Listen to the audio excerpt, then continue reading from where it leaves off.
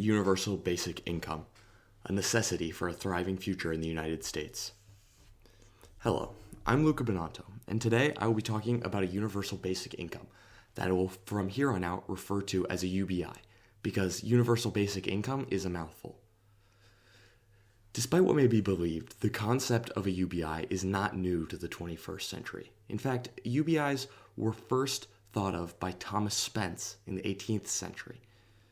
This is where you, the listener, may be asking, if UBIs were conceived around 300 years ago, then why have we, the United States, one of the most developed countries in the world, not solved our issues with poverty and homelessness by establishing a UBI? The answer to this question is surprisingly complex, as there are many arguments both for and against establishing a UBI in the United States. The number one argument against creating a UBI is that it would be too expensive and create a substantial impact on our economy. Basically, anti-UBIers would lead you to believe that creating a UBI would bankrupt the largest economy in the world. Now, why would these people try and do this? My opinion is that it is because they have not learned about four important ideologies that all relate back to how we should live and conduct ourselves in our society.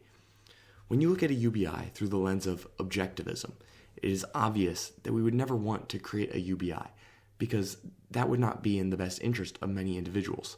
Self-centered and greedy, objectivism promotes a society where all people make decisions that are best for themselves, even if it means heartlessly and without remorse throwing others under the bus. Personally, I find the reasons for living by this ideology very nebulous. All right, real quick, let's just imagine an example of a society where everyone followed the ideals of objectivism. In this society, let's say your car's battery died while you were grocery shopping for ice cream on a summer day. Don't ask why it died. It's dead. Back to the point. You now need someone to jumpstart your car. You have the cables. You know how to do it. It's easy. But every other person also has ice cream and really wants to get home. No one would take a few easy moments to help you. Personally, I don't want to live in a society like that. Another one of the four ideologies that provide unique outlooks on how we live and conduct ourselves in society is contractualism. In contractualism, people act in a way that seems right. Put simply, treat others the way you want to be treated. But there's more to contractualism beyond that simple adage.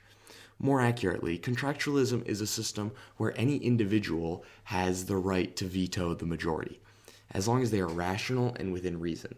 If any one person could reasonably and calmly provide an argument against a UBI, then a contractual society would never establish one. That's why the United States, a society that is based on contractualism, does not have a UBI.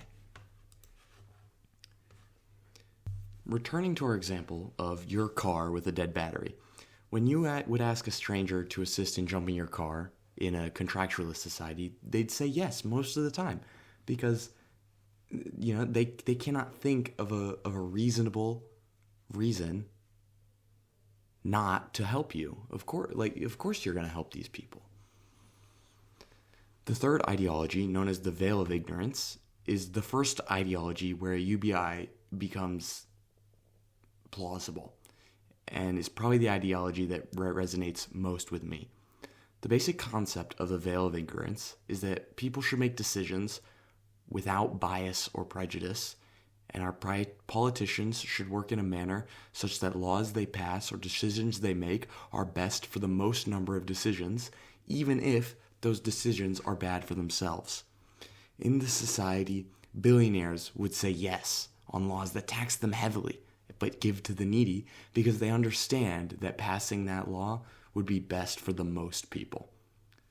In our dead car example, people would help you no matter what, because it's important for everyone to have the best experience possible, meaning people will put in more than the bare minimum effort to help others. I mentioned this earlier and will now say it again with some reasoning. In a society under the veil of ignorance, a UBI would, of course, be established. This is because the veil of ignorance would lead people to think of what is best for the greatest number of people. And of course, giving money to everyone, keeping all of our citizens out of poverty, and giving people more chances to better themselves or live a happy life is obviously the best thing possible for the most people. And finally, the last ideology, Ubuntu. In Ubuntu, there is no self without others. People exist to serve their community, and the society has no hierarchy. Everyone is equal. If our society followed the ideas of Ubuntu, you would still have your jumper cables in your car, but you would not have them to jump your own car. You would have them to jump a stranger in need's car. We would not need to have a UBI under Ubuntu because people would gladly share all of their possessions, all of their money, everything to ensure that all the people in the community are happy, healthy, and successful. To wrap things up here in this short podcast of mine, I need to say that if it wasn't obvious, I'm definitely biased towards creating a UBI in the United States. And I think that if we had one in our society, it would benefit us greatly. I also need to say thank you for listening. And I hope that I was able to provide a good reason as to why the United States should change.